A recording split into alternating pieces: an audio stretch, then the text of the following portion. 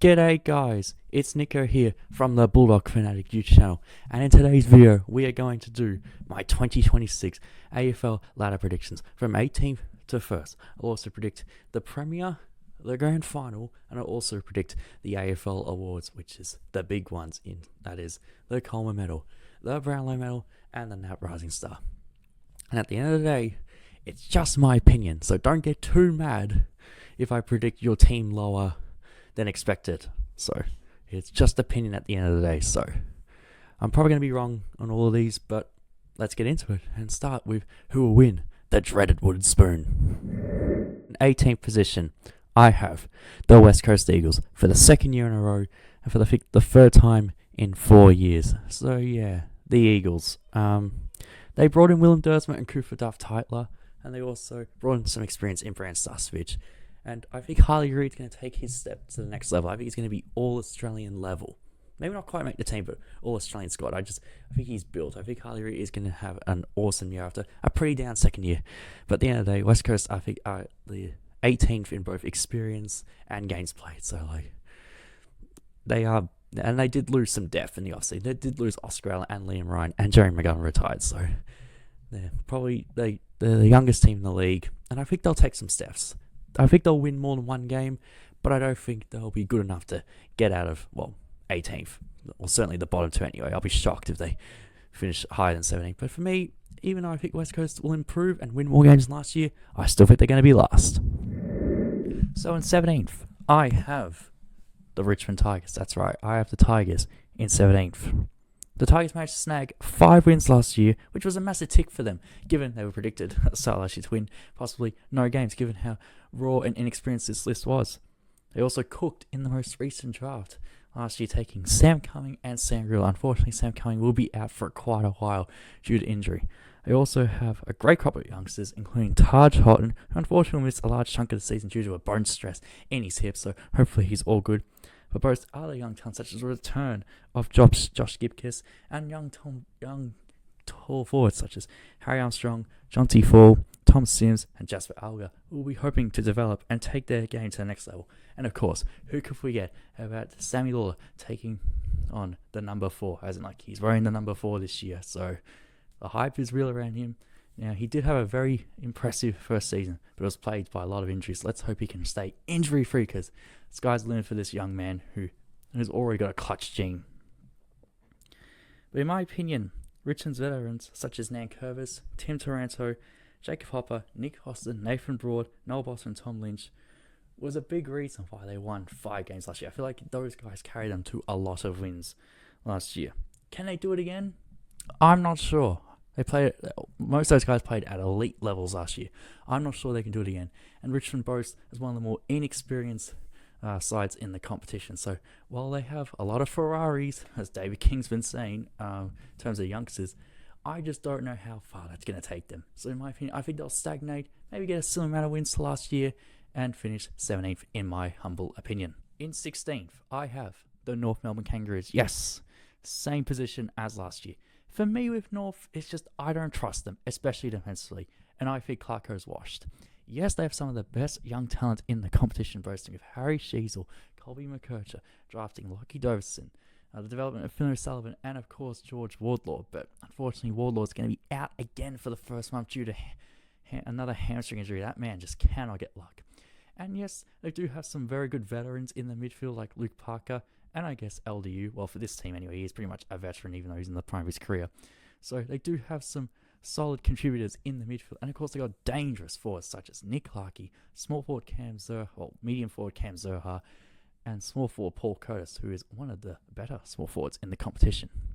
But for me, North's veterans such as Jai Simpkin, Caleb Daniel, Luke McDonald have really let them down the last few years. And I just don't have a lot of faith in their veterans. And I don't have a lot of faith in them defensively. I know they've changed their game plan and they're going to have a more one-on-one style defense, but this is Clarko's 4th year now, and it's just, time's ticking, and if North get off to a terrible start and they have a dream first 4 or 5 games, then I think it could be it for Clarko. In my opinion, Clarko's washed, and I just don't have much faith in North's defense, even though they do boast some really good young talent. I'll believe it when I see it when it comes to the Kangaroos. That's why I have them in 16th. In 15th, to round out the bottom 4, I've got The Melbourne Footy Club. The D's have had a complete overhaul this off-season, with the departures of former coach Simon Goodwin and club legends in Clayton Oliver and Christian Petrarca traded. It's the dawn of a new era for the Demons, with new coach Stephen King taking the reins. I really like their young talents such as Caleb Windsor, Xavier Lindsay, young bull Harvey Langford, and keyback Daniel Disco Turner. They drafted keyback Xavier Taylor in last year's draft, as well as Cozzy Pickett's cousin Latrell Pickett from the Sample, which, by the way, those two are going to make a very exciting duo in the years to come. The Picketts, boy, they're going to be terrifying. The reliance on Cozzy Pickett and Max Gawn, I feel like it's going to be really high on them this year. They are their two best players, but I feel like if either of them are out due to injury or suspension for a while, I feel like beneath that is not great for the D's. They did recruit some nice veterans such as Jack Steele and Brody Mychek, as well as some depth players in Max Heath and Chenkov Jaff, so filling some nice gaps for the D's.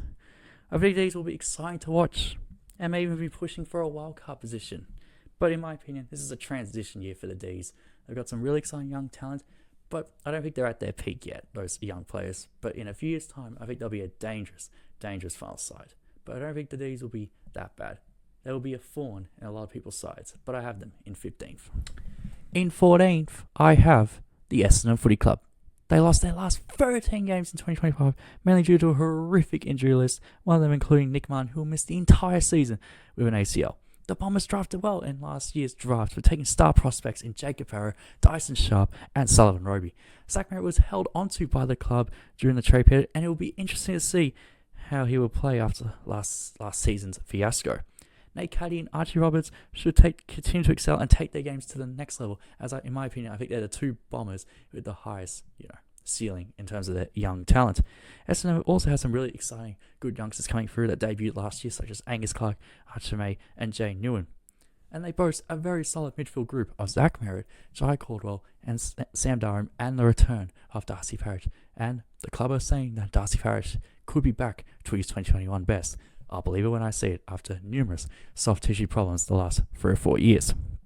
I really like Zach Reid, and he broke out well last year, but just like many Bombers, he got injured again in the second half of the season. So let's hope he can get a full season without any injury hiccups, because my God, he is a great key defender. But for me, I don't know what their identity is, and they're still very young and inexperienced. So for me, I have them out of the bottom 4, but not high enough to push up for a wildcard spot. But I think they will do better than last year. Hopefully they won't have the injury crisis like last year. In 13th spot, I've gone with my first really bold hot take, as in prediction, and that is the GWS Giants in 13th. Yeah, with the Giants, it's just vibes and injuries for me. Just the vibes aren't great at the Giants, with their injuries, losing Tom Green the whole year and Darcy Jones, as well as having key players out for extended periods like Sam Taylor and Brett Daniels and a few others. So it's just so many unknowns with the Giants, and Adam Kingsley's always played finals in his first 3 years at the Giants. So he's always made finals, Adam Kingsley and this Giants group. And for me, it's just, they've still got a really good top end, like Whitfield, Ash, Toby Green, Jesse Hogan, and Jack Buckley. They've still got a really good strong core, but they are getting older, and I feel like the youth, they have started to focus more on the youth, Harry Roustons and James Leakes and Phoenix Goffards and whatnot. So they are starting to focus a little more on the youth side. But for me, Giants, I think this just will be just an off year for them. I just think with all the injuries, especially to key players. And yes, they did bring in Clayton Oliver. So who knows if he's washed or he's rejuvenated. But yeah, just for me with the Giants, I just think their top end's still really good, but the depth is concerning, especially with all these injuries. So that's why I got the Giants in 13th. In 12th spot, I've got the Carlton Football Club. Now, Carlton have had a bit of a transition this off-season with losing key players in the off-season, such as Charlie Curnow, Tom DeConey, and Jack Silvani. So big departures. But they brought in a lot of recruits as well, such as Will Hayward, Ollie Florin from Sydney, Ben Ainsworth, small forward from the Suns, and more your fringe-type players like Campbell Chester from the Eagles and Liam Reedy for the Dockers as a backup ruck / forward. They'll also get back Jagger Smith, who was injured all of last year, but now he is back for his first season, and my God, does he look exciting. He is an absolute star. He looks like he's actually going to make a huge difference for Carlton this year in the way they play and how their midfield's going to look. Also get the return of veteran Nick Newman, who will bring a bit more stability stability to their backline. And while Carlton's top end is still very good, with Cripps, Wiedering, Mackay, and Walsh, and they have a few more better role players now, with some stars departing. This is a big year for Michael Voss. Like, if he doesn't deliver, and Carlton are just as bad as last year, then he's going to get the flick. So it's a massive year for Carlton. For me, I think they can definitely push for the wild card, because I just feel like their top end is good, and maybe they might have the players now to adapt to more a transitional style of ball movement instead of the stoppage style they've been doing under the Michael Voss era. So for me, I think Carlton can definitely push for the wild card round. For me, I still have them in 12 because I just think there's better sides ahead of them. In 11th spot, and just missing out on the wild card position, is the Port Adelaide Football Club. It's a big year for Port. First season under new coach Josh Carr, and it's big mainly for the one man only in Zach Butters. Will he re-sign? Because that is the big looming question, and he's their best player. And my God, he's a very good chance to win the Brownlow.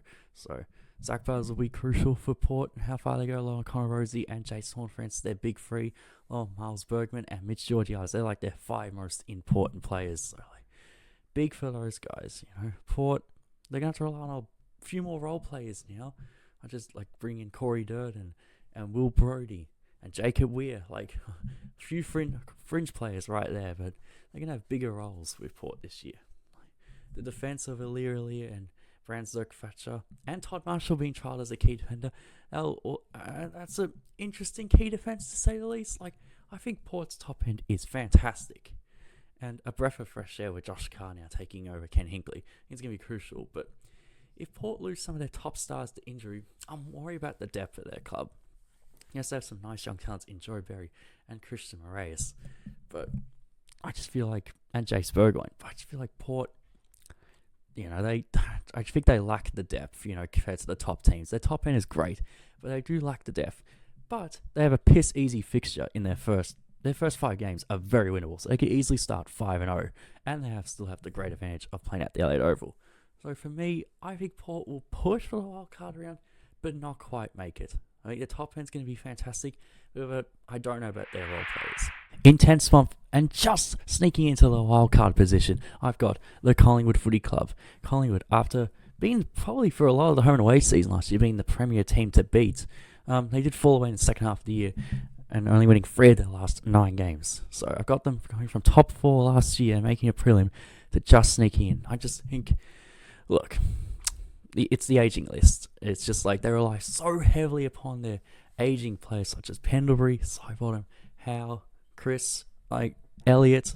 They just rely so heavily upon most players. And yes, they got Nick Dacos in the midfield, who's one of, if not the best player in the competition.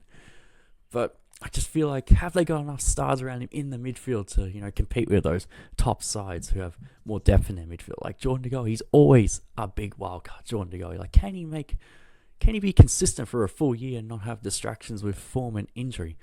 Josh Dacos, is he going to play more midfield, or is he going to stay a half back? I just think with Collingwood, they rely so heavily upon their older players, and they've ditched the draft so much the last few years that a lot of their younger players are quite unknown because they're later draft picks. But I think they will get a run.